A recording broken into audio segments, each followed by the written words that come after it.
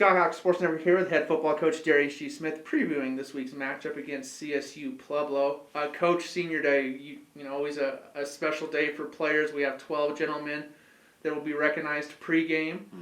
Just first, your thoughts on Senior Day, what it means to the players, what it means for coaches and families.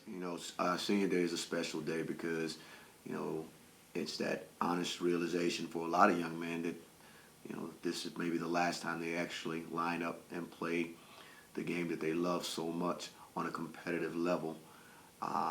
It also ushers in the fact that you're soon to be graduating, you're soon to be a productive young man going off into the world.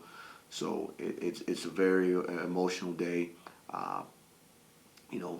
If there's a game that parents can make, it's usually the Senior Day game, especially for our student athletes who come from areas far away, some of our East Coast guys, and even some of our Southern California guys, because making that trip back and forth up to Durango, Colorado, as much as they would love to, and it's a beautiful area to do.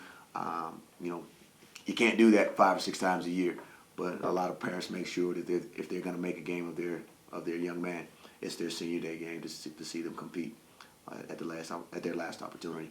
So it'll be a very emotional day and a very exciting day, and we want to make sure, again, as we try to do every Saturday, make it an event of a show on the field and off the field.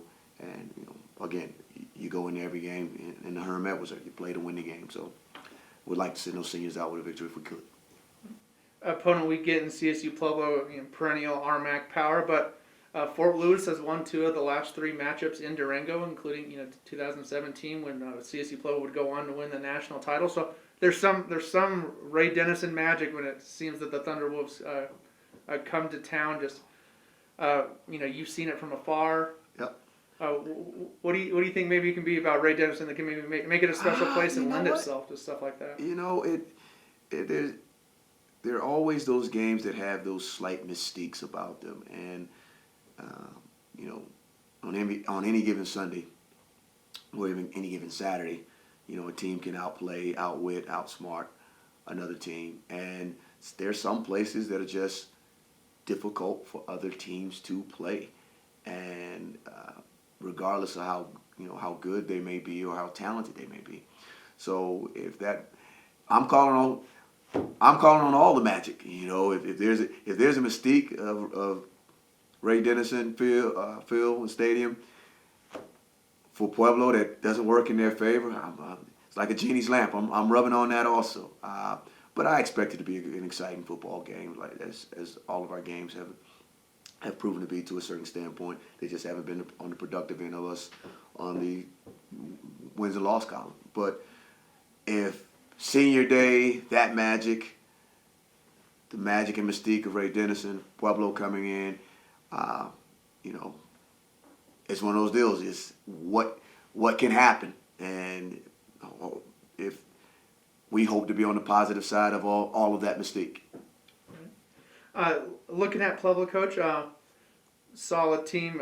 Obviously, tied for second in the RMAC standings with a 5-1 conference record, but offense has been, I believe, 9th in the RMAC, and they rotated multiple quarterbacks. What kind of a challenge does that present, having a game plan for 2 different quarterbacks in 1 week? Anytime you have to plan for multiple quarterbacks, it adds a little trouble for you, because the thing of it is you never want to feel that there's no true game plan that's going to work for 2 quarterbacks.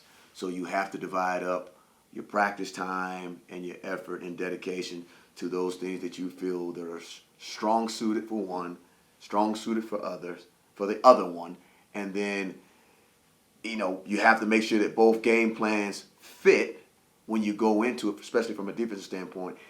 And you have to have that aspect of just in case the other kid comes in and plays on certain series, or they divide it up, kind of like we were doing with our 2 quarterbacks early in the year. Those plans have to be understood and diagnosed and be able to be executed right off the bat.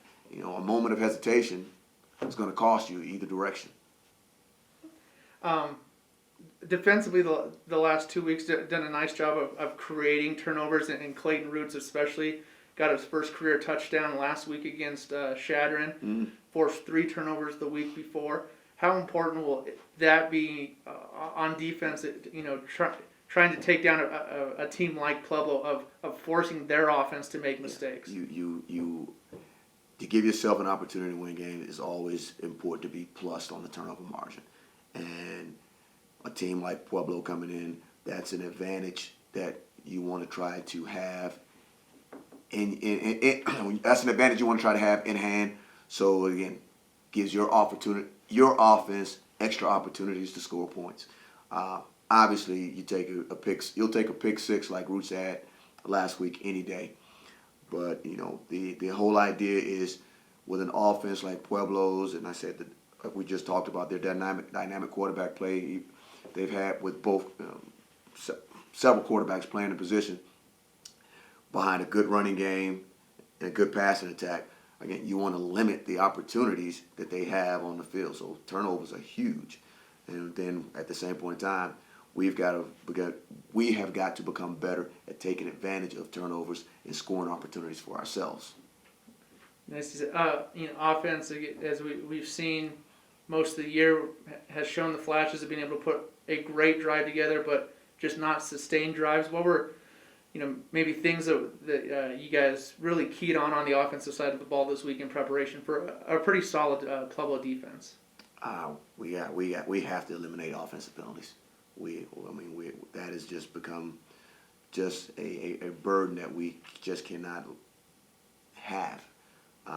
You're subject to have your one procedure penalty or your one jump of a snap, but we have too many offensive penalties that are taking us out of scoring situations, that are killing drives. Basically, they're becoming what we call in football jargon, just drive stopping penalties, and that's what's been happening to us. So that has been a huge focus this week with practice, as it is always every week. But it's just the magnitude of it was just so grand last week. It literally took us out of 2 premier scoring opportunities with some of those turnovers that you were just talking about. So that was a huge focus. And then this week we wanted to make sure that we just kind of got back to basics. So we were very aggressive towards some things that we thought we could take advantage of with Shadron, and we probably stayed too aggressive with those. That mindset, as the scoreboard started to get away from us, we have to come back, reel ourselves back in, and play basic, hardcore, fundamental football, taking advantage of the run game when it's there for us to take advantage of, making sure that we're making the right passing calls, hitting the receivers in the right routes, not trying to outdo anything. We want to stay aggressive. We want to press the envelope, but we got to reel ourselves back in and almost kind of start from the basic. And you see that a lot this time of year, whether a team has a record like ours or has a winning record. Because sometimes you just you get so far out into scheme, you can almost lose yourself on who you really are. So we got to get back to that. Thank you, Coach. All righty.